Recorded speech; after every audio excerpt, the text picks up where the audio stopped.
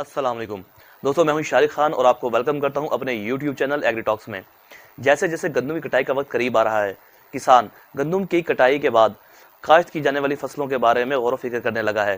किसान भी अब सोच रहा है कि वो ऐसी कौन सी फसलें काश्त करे जो कम खर्च भी हों, इन पे खर्च भी ना आए और लागत भी कम हो, लेकिन मुनाफा भी अच्छा हो, उनको मार्केट में रेट भी अच्छा मिले।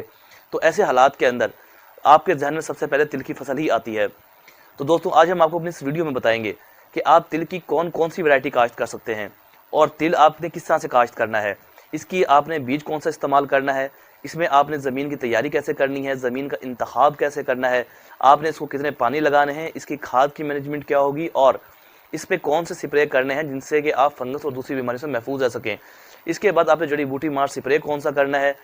इसके अलावा आपने इसको कटाई तक आपने इसको कैसे लेके चलना है, कटाई के बाद उसको महफूज कैसे करना है, फिर इसके बाद आपकी कुल पैदावार क्या आएगी और इसके अलावा आपको कितना इससे मुनाफा हो सकता है। बात करेंगे हम पहले बीज के बारे में कि इसके कौन कौन से बीज मार्केट में दस्तयाब हैं जो गवर्नमेंट की तरफ से रजिस्टर्ड हैं और पैदावारी सलाहियत भी अच्छी रखते हैं।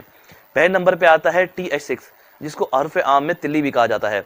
उसके बाद TS5, फिर TS3, फिर तिल 18 और फिर नायाब आता है। दोस्तों, सबसे पहले हम आपको बता देंगे तिल और तिल्ली में क्या फ़र्क है। बहुत से हमारे किसान भाई परेशान हो जाते हैं। दरअसल तिल्ली भी तिल की ही एक किस्म है। ये एक हाइब्रिड किस्म है जिसको पाकिस्तान के एग्रीकल्चर रिसर्च सेंटर्स ने तहकीक और जिद्दत के साथ एक हाइब्रिड बनाया है। इसको हम तिल्ली कहते हैं। इसका कोड नेम है TH6। मार्केट में ये आम TH6 के नाम से दस्तयाब होता है। ये एक सिंगल स्टिक पौधा होता है। इसको सिंगल स्टिक भी कहा जाता है, सिंगल स्टीम भी कहा जाता है। इसी वजह से इसे तिल्ली का नाम दिया गया है। जबकि इसके बाद आता है TS5। TS5 एक झाड़दार पौधा है जिसको इसी की खसूसियात की वजह से झाड़ बनाता है, तो लोग इसको तिल कहते हैं। अब बात करते हैं कि आपने काश्त के लिए कितना बीज फी एकड़ इस्तेमाल करना है और इसको जहर कौन सा लगाना है ताकि ये दूसरी फंगस और दूसरी बीमारी से महफूज रह सके। दोस्तों, सबसे पहले आप याद रखें कि आप जब बीज काश्त करते हैं, अगर आप TH6 काश्त कर रहे हैं तो आपने छट्टे पे काश्त करना है या ड्रिल पे काश्त करना है। अगर आप काश्त कर रहे हैं इसको छट्टे पे, तो आप 2.5 किलोग्राम TH6 को आप 2.5 किलोग्राम फी एकड़ इस्तेमाल कर सकते हैं, क्योंकि सिंगल स्टिक होता है। और इसके अलावा अगर आप काश्त करें TS5 तो आप इसको 2 किलो से ज़्यादा इस्तेमाल नहीं करेंगे। अब बात आती है इसको जहर लगाने की। जहर लगाने के लिए आप विंकोजेब 2 ग्राम फी किलो के हिसाब से इसको आप ट्रीट करेंगे जहर से। अब बात करेंगे वक्त काश्त की। दोस्तों, तिल की फसल गर्म और खुश्क आबो हवा में अच्छी पैदावार देती है, लेकिन इसकी जर्मिनेशन के लिए 23 से 24 डिग्री सेल्सियस बहुत ज़्यादा मुनासिब समझा जाता है। इसी तरह अगर आप TH6 काश्त कर रहे हैं, ये अगेती काश्त में आता है। इसकी काश्त के लिए 15 जून से लेकर 30 जून तक इसकी काश्त अच्छी मानी जाती है, लेकिन अगर आप TS5 काश्त कर रहे हैं तो 25 जून से लेकर 15 जुलाई तक उसे बेहतरीन काश्त का वक्त माना जाता है। बात करेंगे ज़मीन के इंतखाब की कि आपने ज़मीन का इंतखाब कैसे करना है। ज़मीन का इंतखाब करते वक्त आपको इस बात का ख्याल रखना है कि इसके लिए ना तो बहुत ज़्यादा भारी ज़मीन हो और ना ही बहुत ही हल्की मेरा ज़मीन हो, बल्कि दरमियानी या ज़रख़े ज़मीन का इस्तेमाल करें। अगर आप इसके लिए रेतली ज़मीन इस्तेमाल करने जा रहे हैं तो बहुत ज़्यादा आपको अच्छी पैदावार नहीं हासिल होगी, या आप इसके लिए बहुत सख्त ज़मीन इस्तेमाल करने जा रहे हैं तो भी आपको इसके अच्छी पैदावार हासिल नहीं होगी।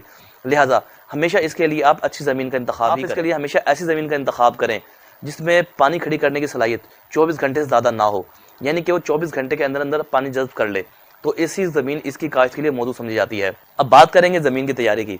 अगर आप तिल ऐसी जगह पे काश्त करने जा रहे हैं कि जहाँ पे आपने लेज़र लेवल नहीं करवाया और ज़मीन लेवल नहीं है, तो आप बहुत बड़ी गलती कर रहे हैं। क्योंकि अगर आप ऐसी जगह पे तिल काश्त करेंगे जहाँ पे लेज़र अनबैलेंस होगा, यानी कि लेवल नहीं होगा, तो आपको खातिर खा नुकसान हो सकता है।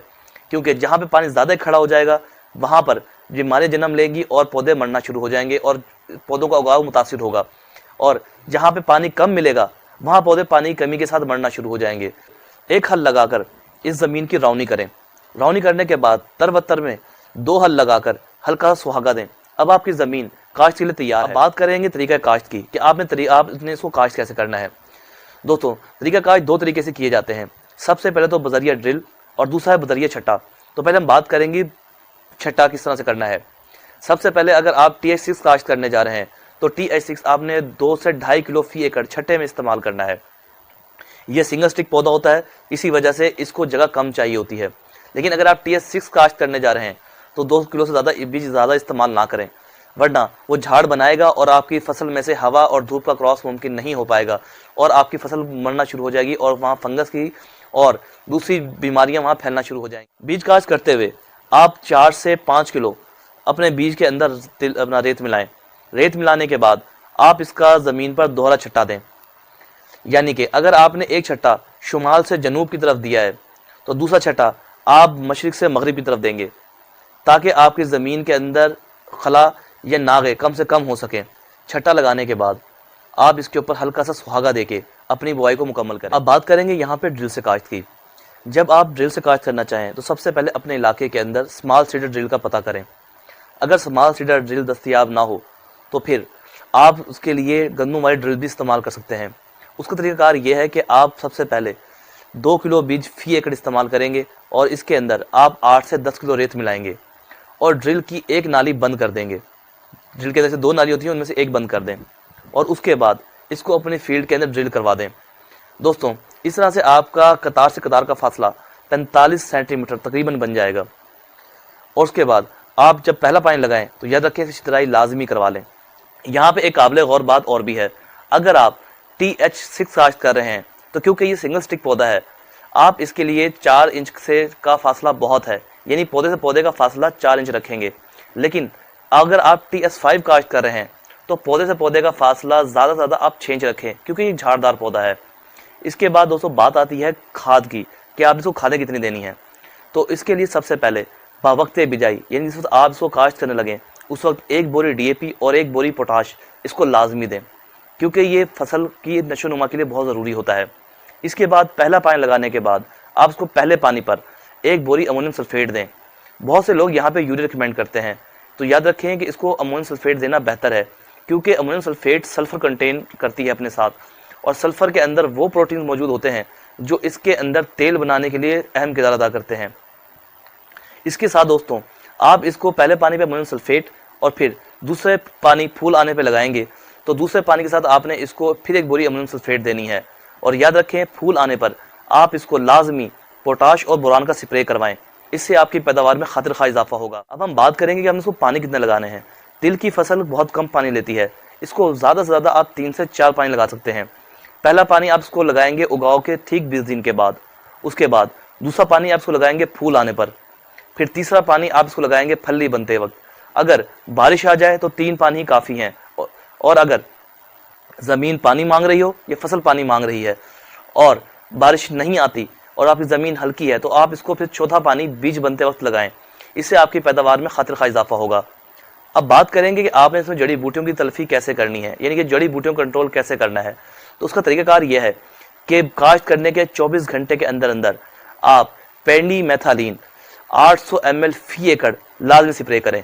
मगर यहाँ पे ख्याल रखें, हमारे कुछ किसान भाई रेतली ज़मीन में भी तिल काश्त कर देते हैं, वहाँ पर कभी भी हर्बिसाइड का इस्तेमाल नहीं करना चाहिए, यानी कि कोई भी ऐसी स्प्रे ना करे जड़ी बूटी कंट्रोल करती है, वरना आपका उगाव शदीद मुतासिर होगा। अब आपने इसकी कटाई कैसे करनी है दोस्तों, इसकी कटाई का वक्त जब आता है जब आपकी स्टिक यानी पौधा नीचे से 80 से 90% भूरा हो चुका हो और फलियों के मुंह खुलना शुरू हो जाएं और आपके 90% तक पत्ते गिर चुके हों, पौधे के ऊपर जो मौजूद पत्ते होते हैं वो गिरना शुरू हो जाएं, तो समझ लें कि इसका वक्त कटाई अब आ गया है। अब इसको आप कटाई करने के थोड़ी सी बात और नोट करें कि आपने कटाई करने के बाद आपने इसके छोटे छोटे बंडल बनाकर सीधे रखने हैं, यानी कि उनका मुंह आसमान की तरफ रखना है। जो फलियों का मुंह होता है उनको आप आसमान की तरफ रखेंगे और इसके नीचे इर्द गिर्द कीड़े मार अद्वियात का इस्तेमाल करें, क्योंकि इसके ऊपर अक्सर कीड़े हमला करते हैं अब वहाँ से बीज चुराने के लिए। अब बात आती है कि तिल्ली की, और तिल्ली की फसल कितने दिन में तैयार होती है। दोस्तों तिल्ली की फसल क्योंकि एक हाइब्रिड है, इसलिए वो 90 से 100 दिन में पककर तैयार हो जाती है, और जो TS5 है यानी कि तिल, वो आपका तैयार होता है 100 से 110 दिन में, यानी कि इनमें सिर्फ 10 से दिन का गैप मैक्सिमम आता है। इसके बाद अब बात आती है कि आपने इसकी पैदावार कितनी आएगी। अगर अब मैनेजमेंट और हालात सही रहें तो इसकी 6 मन से लेकर 25 मन तक की एवरेज भी देखी गई है, यानी कि 6 मन उन हालात के अंदर जब आप बिल्कुल उसको लुक आफ्टर नहीं करते और उसको बिल्कुल उसका ख्याल नहीं रखते, उन हालात में इसकी एवरेज 6 मन तक भी आती है। लेकिन अगर अच्छी इसकी मैनेजमेंट हो और अच्छी पैदावार हासिल की जाए तो इसकी 20 से 25 मन तक की एवरेज भी हासिल की जा सकती है। अब बात करेंगे यहाँ पर कि इसकी आपकी आमदनी क्या होगी। दोस्तों बीज पिछले साल भी 8,000 रुपये पर मन के हिसाब से सेल हुआ है, यानी कि अब इसके आने वाले वक्त में इसके रेट मज़ीद इंक्रीज़ हो रहे हैं। इस साल इंशाल्लाह उम्मीद है कि ये 10 से 12,000 रुपये मन भी सेल होगा। ये तो था तिल की काश्त के बारे में आपको जो हम मालूमात फराहम कर सकते थे, हमने आपको की। लेकिन यह सबसे अहम बात, ज़्यादा अगेती काश्त या यूरिया का ज़्यादा इस्तेमाल ना सिर्फ इसकी पैदावार को मुतासिर करता है, बल्कि ज़्यादा यूरिया इस्तेमाल करने से खादों का ज़िया भी होता है और पौधे का वज़न और उसकी कद बढ़ जाता है, जिसकी वजह से पौधा गिर जाता है और उसकी पैदावार शदीद मुतासिर होती है। इस बात का ख्याल रखें कि वक्त पे काश्त, कम पानी, कम खाद, इसमें ज़्यादा पैदावार लेने के लिए बहुत ज़रूरी होता है। तो दोस्तों, ये थी हमारी आज तिल की काश्त के बारे में तफसीली वीडियो। उम्मीद करता हूँ आपको हमारी वीडियो पसंद आई होगी। अगर आपको हमारी वीडियो पसंद आई है तो हमारे चैनल को सब्सक्राइब करें और हमारी वीडियो को आगे शेयर करें, ताकि दूसरे लोग भी इसकी अहम मालूमात से फ़ायदा उठा सकें। और अगर आपको कोई बात समझ नहीं आई तो हमें लाजमी कमेंट बॉक्स के अंदर हमें मैसेज करें और कमेंट करें, ताकि हम आपके सवालों के जवाब वक्त दे सकें। मज़ीद अपने तजुर्बात हमारे साथ शेयर करते रहें। खुश रहें, खुशहाल रहें। फ़ी अमानिल्लाह। अल्लाह हाफ़िज़।